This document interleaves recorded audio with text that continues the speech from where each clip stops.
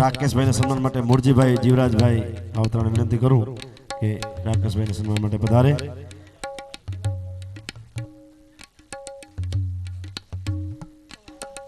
અને હવે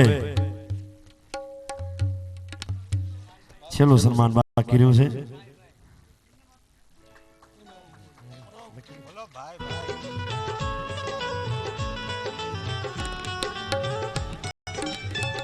દરમિયાન 7 દિવસ સુધી આપણને સૌને જેણે ખૂબ પોતાની સરસ મજાની સુંદર વાણીથી આપણને સૌને ભાઈ ની સાથે નૃત્ય કરાવ્યું છે અમારા વડીલ મારા મોટા ભાઈ વાસુદેવ મહારાજ જેમનું સન્માન કરશે. વાવિયા હિરજીભાઈ નાનજીભાઈ યજમાનના કાર્યક્રમને સતત સફળ બનાવવા માટે સવારથી સાંજ સુધી સતત દોડતા હોય અમારા મોટા ભાઈ ખૂબ મહેનત કરી અને આપણા કાર્યક્રમને દીપાવ્યો છે. તો આપ સૌ એમને ખૂબ તાળીઓથી વધાવી લઈશું. ભાઈ ભાઈ ભાઈ ભાઈ ભાઈ ભાઈ ભાઈ ભાઈ બડા બડાઈ કદી ના કરે બડા ન બોલે બોલ હીરા મુખ से એમ ના કહે કે લાખ હમારા મૂલ. તો એની મહેનત કરતી હોય એની કિંમત બીજા કરે એવા અમારા વાસુદેવભાઈ વાતો કરો તો વાસુદેવની રે બીજાની વાતો ના કરીએ. આહ બહુ સરસ.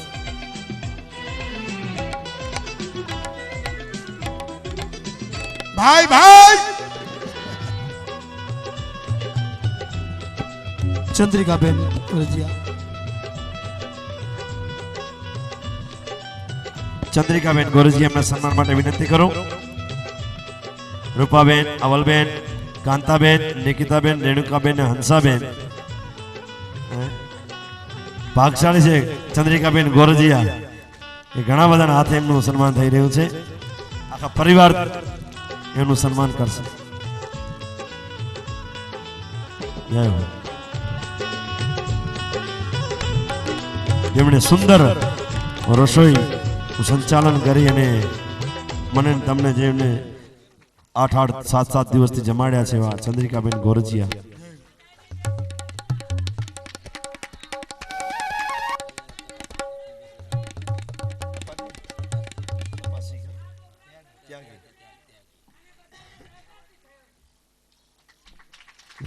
ખૂબ ધન્યવાદ.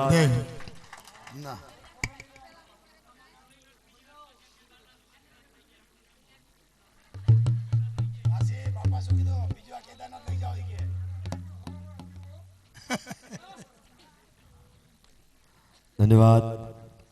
રાજેન્દ્ર દાસ ત્યાગી એમના સન્માન માટે વિનંતી કરું લક્ષ્મણભાઈ જયરામભાઈ ગાંધીને કે રાજેન્દ્ર દાસ ત્યાગીજીનું સન્માન કરે.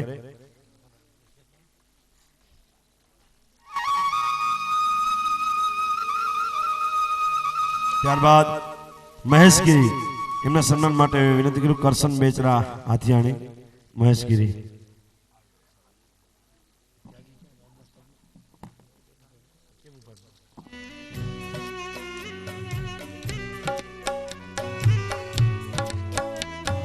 રાજેન્દ્ર દાસ ત્યાગી બાપુ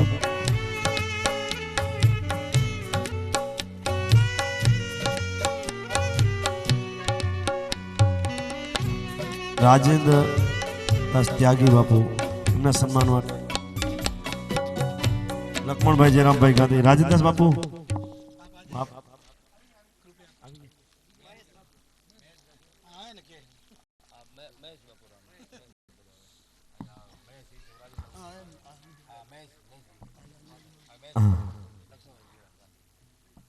બાપુનું સન્માન કરશે લક્ષ્મણભાઈ જયરામભાઈ ગાંધી.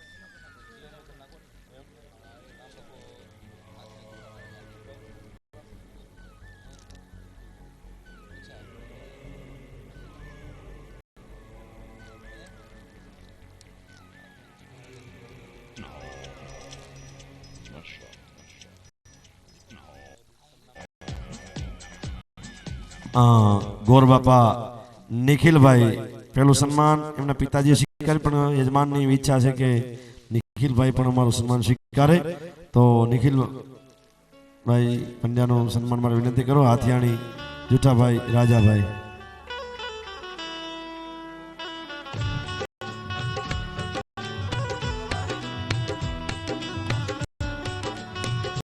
જુઠાભાઈ રાજાભાઈ.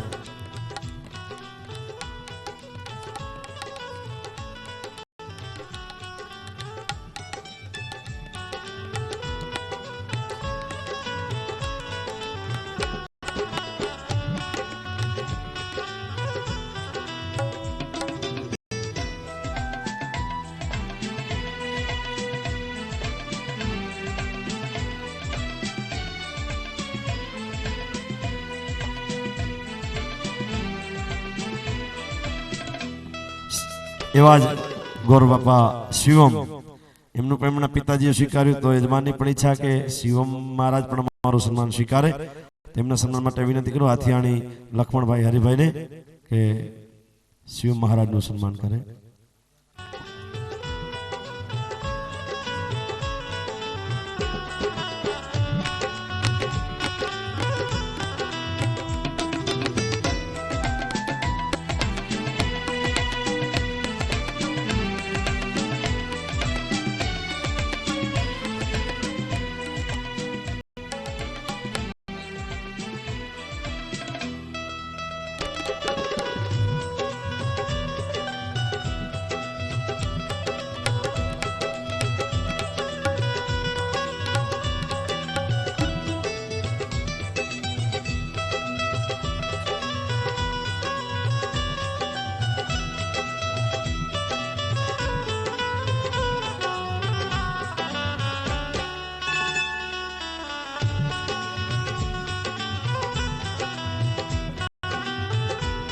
ત્યારબાદ મિતુલભાઈ શાસ્ત્રી એમનું સન્માન કરશે અશ્વિનભાઈ દેવજીભાઈ અથિયાણી ને સચિનભાઈ દેવજીભાઈ અથિયાણી.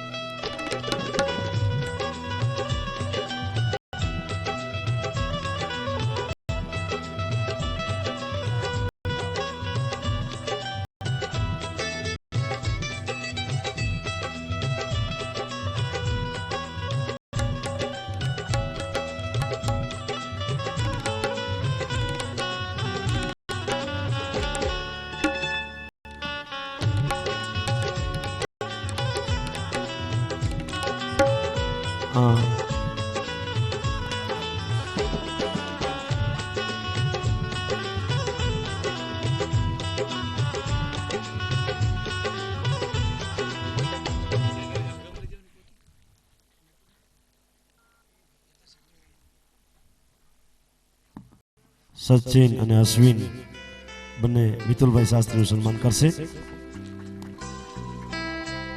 ત્યારબાદ હસુ મહારાજના સન્માન માટે વિનંતી કરું ઈરજીભાઈને કે હસુ મહારાજનું સન્માન કરે.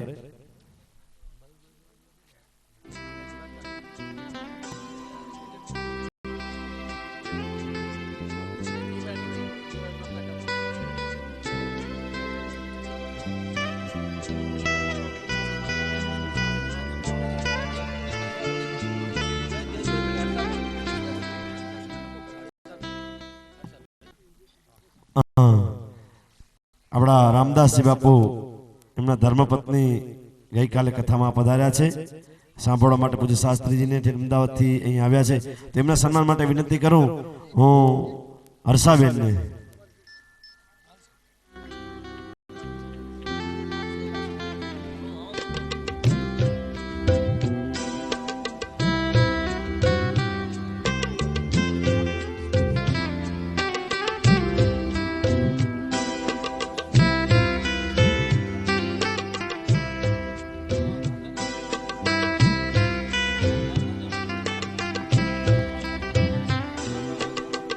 અંબાભાઈ તેજાભાઈ વૈદ પૂજ્ય શાસ્ત્રીજીનું સન્માન કરશે. અંબાભાઈ તેજાભાઈ વૈદ પૂજ્ય શાસ્ત્રીજીનું સન્માન કરશે. કથા સત્સંગ ચાલતો હોય એમાં હોકારો દેવા વાળા પણ કોઈક જોઈએ ને, જય હો. તો આનંદ આવે વધારે કે કોઈક સાંભળે છે. તેવા અંબાભાઈએ સતત હરે હરે, અરે આજુબાજુ વાળા સુઈ ગયા ખબર પડે કે આપણે કથામાં બેઠા છીએ, એટલે એવા હરે હરે અંબાભાઈ. ખૂબ સરસ તાલીઓના નાદથી એ જૂનામાં જૂનું નાણું છે. હા, તો પૂજ્ય સદગુરુદેવ પધાર્યા છે. પરિવારના આમંત્રણને માન આપીને તેવા ગૌરાંગપાદ સ્વામીજી હમ નિવેદન કરે કે આ તો પરિવારને આશીર્વચન પાઠવે. ગૌરાંગપાદ સ્વામીજી.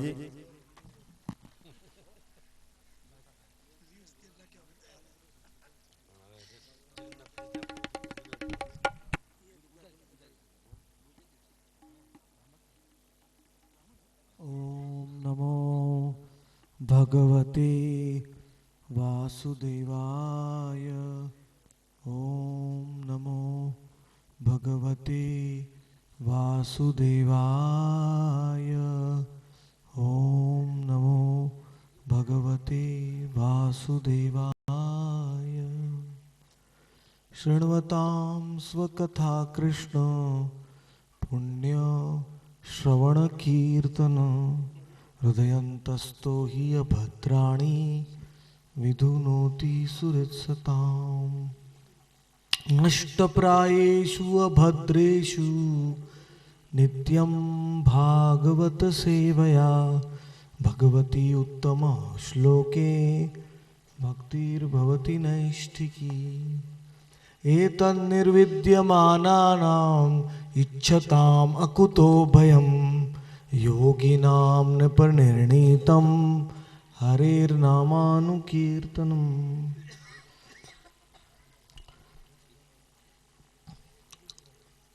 નષ્ટપ્રાયેષુ અભદ્રેષુ. શ્રીમદ ભાગવત મહાપુરાણને શ્રવણ કરવાથી આપણા હૃદયનો મેલ ધોવાઈ જાય છે, અને એવું પવિત્ર હૃદય રાખવા માટે નિત્યમ ભાગવત સેવયા, નિત્ય આપણે ભાગવતનું પાઠ કરવાનું છે અને નિત્ય ભગવાનનું નામ લેવાનું છે. એતદ નિર્વિદ્યમાનાયામ ઈચ્છતામ અકુતો ભયમ. જે ભયથી દૂર થવા માંગે છે એ બધાએ ભાગવતની કથા સાંભળીને એક વ્રત લેવું જોઈએ કે હું પ્રતિદિન ઘરમાં ભગવાનનું નામ લઈશ. આજ કળિયુગનો યજ્ઞ છે. હરેર નામ હરેર નામ હરેર નામૈવ કેવલમ કલૌ નાસ્તૈવ નાસ્તૈવ નાસ્તૈવ ગતિરન્યથા.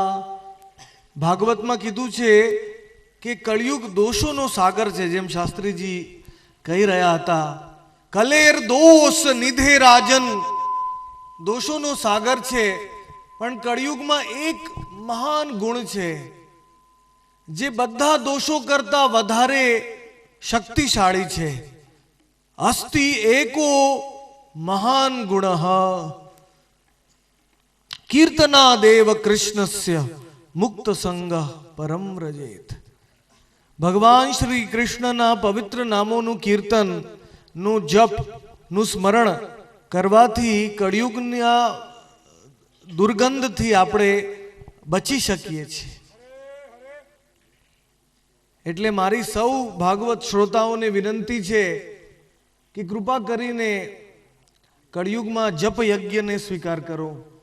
આપણે ભાગવત કથાઓ ઘણી સાંભળીએ છીએ, પણ એને કહેવાય થિયરી અને પ્રેક્ટિકલ. તમે સ્કૂલ કોલેજમાં જાઓ તો થિયરી પણ ભણો અને પ્રેક્ટિકલ પણ કરો. બંને સાથે સાથે ચાલે, એને વિજ્ઞાન કહેવાય. જ્ઞાન એટલે શ્રવણ કરવું અને પોતે જીવનમાં ઉતારવું, એને વિજ્ઞાન કહેવાય. એટલે ભગવદ્ ગીતામાં ભગવાન કૃષ્ણને પૂછવામાં આવ્યું કે કળિયુગનો યજ્ઞ શું? એટલે એમને કીધું યજ્ઞાનામ જપ યજ્ઞોસ્મી, બધા યજ્ઞોમાં મારા પવિત્ર નામનો જપ કરવો એ સૌથી મોટામાં મોટું યજ્ઞ છે, અને એ જ ભગવાન કળિયુગમાં સ્વીકાર કરે છે. કૃતે યધ્યાયતો વિષ્ણુમ ત્રેતાયામ યજતો મખઈ, દ્વાપરે પરિચર્યાયામ કલૌ તદ હરિકીર્તનાદ. સતયુગમાં ધ્યાન માર્ગ, લાખો વર્ષો સુધી લોકો જીવતા હતા અને એટલે ધ્યાન કરતા હતા. 30,000 40,000 વર્ષો સુધી ધ્યાન કરતા હતા. પછી ત્રેતાયુગ આવ્યો તો લોકોની આયુ 10,000 વર્ષ થઈ ગઈ. તો યજ્ઞનો માર્ગ આવ્યો, મોટા મોટા યજ્ઞ કરવામાં આવતા હતા, આહુતિ ચડતી હતી અને મંત્રોનું ઉચ્ચારણ થતું હતું. દ્વાપર યુગ આવ્યો તો એ પણ નથી કરી શકતું કોઈ, કારણ કે લોકોની આયુ 1,000 વર્ષ થઈ ગઈ. શુદ્ધ ગાયનું ઘી મળવાનું મુશ્કેલ થઈ ગયું અને દ્વાપર યુગમાં મંત્રોનું સ્પષ્ટ ઉચ્ચારણ પણ ધીરે ધીરે લુપ્ત થવા માંડ્યું. એટલે મંદિરની પૂજાનો માર્ગ દ્વાપર યુગમાં ચાલુ થયો. પણ કળિયુગમાં લોકોની આયુ 100 વર્ષોની થઈ ગઈ. એ પણ ધીરે ધીરે આપણી ઓછી થતી જાય છે. 60-70 વર્ષ જીવો તો હરિબોલ, ઘણું થઈ ગયું. એટલા પ્રકારના રોગ આવવા માંડ્યા છે. જેમ કળિયુગ આગળ વધશે, તમે ભાગવતમાં સાંભળ્યું હશે, લોકોની આયુ 15-20 વર્ષની થઈ જશે. આજથી 4,27,000 વર્ષ બાકી છે કળિયુગના. ટોટલ કલયુગની અવધિ છે 4,32,000 વર્ષ.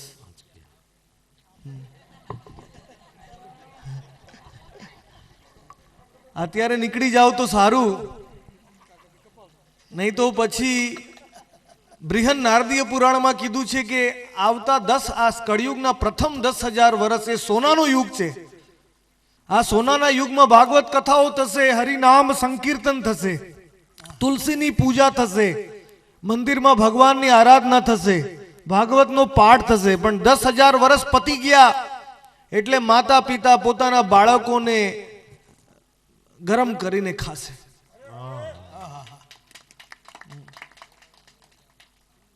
ધીરે ધીરે ધીરે પૃથ્વીના મોટા મોટા રાષ્ટ્રો વિભાજિત થઈ જશે, નાના નાના બની જશે. પાછા રાજાઓનો જમાનો આવી જશે, થોડા થોડા પ્રાંત બની જશે.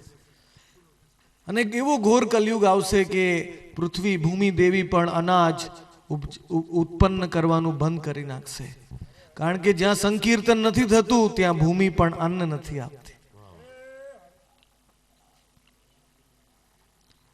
મેઘ પરનું નામ સાંભળીને મને નવદીપની લીલા યાદ આવે છે કે ગૌરાંગ મહાપ્રભુ જ્યારે રાધા અને કૃષ્ણના સંમિલિત સ્વરૂપમાં કૃષ્ણ ભગવાન કળિયુગમાં આવ્યા, જેમનું ભાગવતમાં 11 સ્કંદમાં વર્ણન છે. જ્યારે કરભાજન મુનિ એ મહારાજ નિમીને બતાવ્યું કે કળિયુગમાં ભગવાન કયા સ્વરૂપમાં આવવાના છે, તમે એ બતાવો. તો નવ યોગેન્દ્રોએ કીધું, કૃષ્ણ વર્ણમ ત્વિષા કૃષ્ણમ સાંગોપાંગાસ્ત્ર પાર્ષદમ યજ્ઞૈ સંકીર્તનૈ પ્રાયૈર યજંતી સુમેધશામ. કળિયુગના સૌથી બુદ્ધિમાન વ્યક્તિઓ કળિયુગમાં એવા કૃષ્ણના સ્વરૂપની આરાધના કરશે જે ભગવાન ગોરા રૂપમાં આવેલા છે. રાધાનો વર્ણ ધારણ કરીને કૃષ્ણ વર્ણમ ત્વિષા અકૃષ્ણમ, એમની ત્વિષા કાળી નથી પણ ગોરી છે. વેદોમાં કીધું છે કે સતયુગમાં ભગવાનનો રંગ સફેદ રંગમાં થાય છે, ત્રેતાયુગમાં લાલમાં, અને દ્વાપરમાં શ્યામ, અને કળિયુગમાં પીળો રંગમાં આવે છે ભગવાન. ત્વિષા અકૃષ્ણમ સાંગોપાંગાસ્ત્ર પાર્ષદમ. અને ભગવાન કૃષ્ણ જ્યારે કળિયુગમાં આવે ત્યારે સુદર્શન ચક્રને લઈને નથી આવતા, કારણ કે કળિયુગમાં બધા પાપીઓ છે. જો ચક્ર લઈને આવે તો બધાને મારવું પડે. પાપ અને પુણ્ય બધાના હૃદયમાં જ બેઠેલા છે કળિયુગમાં. એટલે ભગવાન 3 શસ્ત્ર લઈને આવે છે. સાંગોપાંગાસ્ત્ર પાર્ષદમ, પોતાના બ્રજની ગોપીઓને લઈને પોતાના પાર્ષદોને લઈને પુરુષ રૂપમાં બધી ગોપીઓ અવતાર લે છે. ગંગાના કિનારે માયાપુર ધામ છે, કલકત્તાથી 130 કિલોમીટર દૂર. ત્યાં 16 નદીઓનું સંગમ છે અને નવદ્વીપો છે, નવધા ભક્તિના દ્વીપો. અને એના વચ્ચે નવદ્વીપના વચ્ચે છે માયાપુર અને માયાપુરના વચ્ચે છે યોગપીઠ. અને યોગપીઠમાં ભગવાનનું પ્રાગટ્ય થાય છે. 18 ફેબ્રુઆરી 1486માં ભગવાન કૃષ્ણ પોતે સ્વયં અવતારી આ કળિયુગમાં આવેલા છે પોતાનું નામ શીખવાડવા માટે. કળિયુગનો યુગ ધર્મ છે નામ, અને ભગવાન પોતે નામ લઈને સંકીર્તન યજ્ઞને શીખવાડવા માંગે છે. એ જ ભાગવતમાં કરભાજન મુનિએ મહારાજ નિમિને કહેલું છે, યજ્ઞ સંકીર્તન પ્રાયૈર યજંતી સુમેધશામ. સંકીર્તન યજ્ઞ શીખવાડશે ભગવાન કલયુગમાં. અને જે એમની આરાધના કરશે સંકીર્તન દ્વારા એ કળિયુગમાં સૌથી બુદ્ધિમાન છે. સુમેધશામ. એટલે નવદીપમાં જ્યારે બધા વાસીઓએ પૂછ્યું કે પ્રભુ ભગવાનને પામવાનો શું ઉપાય છે કળિયુગમાં, ભગવાને કીધું બસ ઘરના આંગણામાં બેસીને બધા પરિવારજનોને બોલાવીને તાળી વગાડીને કીર્તન કરો. હરે કૃષ્ણ કૃષ્ણ કૃષ્ણ હરે હરે, હરે રામ રામ રામ. આ જ કળિયુગનો માર્ગ છે, જેને પાછલા 100 જન્મોમાં રાધા અને કૃષ્ણની આરાધના કરી છે એમના મુખમાંથી નિરંતર નામ આવે છે આ જન્મમાં. એટલે મારી આપ સૌને વિનંતી છે કે કૃપા કરીને નામનું વ્રત લો. કળિયુગમાં બીજા બધા વ્રત તો સારા છે, પણ નામના અંદર બધા વ્રત આવી જાય છે. નવવિધા ભક્તિ નામ હોય તે હોય. પદ્મ પુરાણમાં કીધું છે, નામ ચિંતામણી કૃષ્ણ ચૈતન્ય રસ વિગ્રહ પૂર્ણ શુદ્ધો નિત્ય મુક્તો અભિન્નત્વામ નામ નામિનો. નામ અને નામી એટલે કૃષ્ણમાં કોઈ અંતર નથી. આ શ્રીમદ ભાગવત સપ્તાહ શ્રવણનું મહાયજ્ઞ ની સફળતા એમાં છે કે પ્રત્યેક શ્રોતા આજથી વ્રત લે કે હું પ્રતિદિન તુલસીની માળા ઉપર હું રોજ ભગવાનનું નામ લઈશ. રોજ ઘરે જમવા કોણ બેસે છે? હાથ ઉપર કરજો.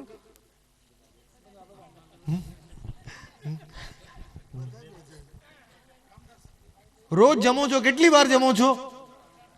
3 વાર જમો છો. નામ કેટલી વાર લો છો? 1 વાર નહીં. ધ્યાયંસ્તુવમ તસ્ય યશસ્ત્રી સંધ્યમ વંદે ગુરુ શ્રી ચરણારવિંદમ. એટલીસ્ટ 3 વાર, 3 સંધ્યાઓમાં તો નામ લેવું જોઈએ. આ શરીરનો ખોરાક દાળ ભાત શાક રોટલી છે, પણ આત્મા સુધી દાળ ભાત નથી પહોંચી શકતા. આત્મા સુધી ભગવાનનું નામ જ પહોંચે છે. પિંજરાને તમે સજાવશો, બહુ સારું રાખશો, પણ અંદરનો પોપટ મરી જશે તો શું થશે?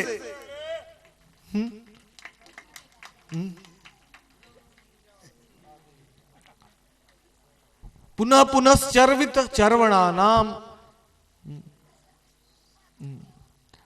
પુનરપી જનનમ પુનરપી મરણમ. આ ચક્ર તમારું ચાલુ જ રહેશે જો આત્માને ખોરાક નહીં આપો. અને આત્માનો ખોરાક છે ભગવાનનું નામ. આ જીબડો, વેદોમાં કીધું છે કે જીભમાંથી 2 વસ્તુ થાય છે, બોલવાનું અને ખાવાનું.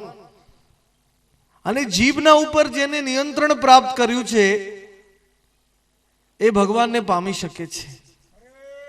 વાચો વેગમ મનસ ક્રોધ વેગમ જીહ્વા વેગમ ઉદરોપસ્થ વેગમ એતાન વેગાન યો વિશાહેત ધીર સર્વામ અપી મામ પૃથ્વીમ શશી. જગત ગુરુ બની શકે છે જે જીભ ઉપર વિજય પામે છે.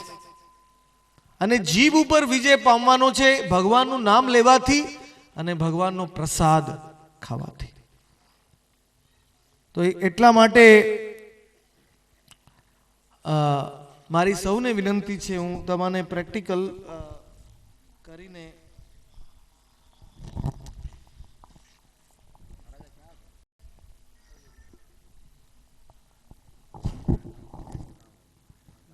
આને કહેવાય છે જપમાળા. જપમાળામાં બે ખાના હોય છે, એક મોટું ખાનું હોય છે અને એક નાનું ખાનું હોય છે. એટલે પહેલી આંગળી, આપણા જમણા હાથની જે પહેલી આંગળી છે એ અહંકારની આંગળી છે. આપણે બીજાના દોષ બતાવીએ છીએ, તું આવો છે, તું આવો છે, તું આવો છે, પણ ચાર આંગળીઓ આપણા સામે જ હોય છે પાછી.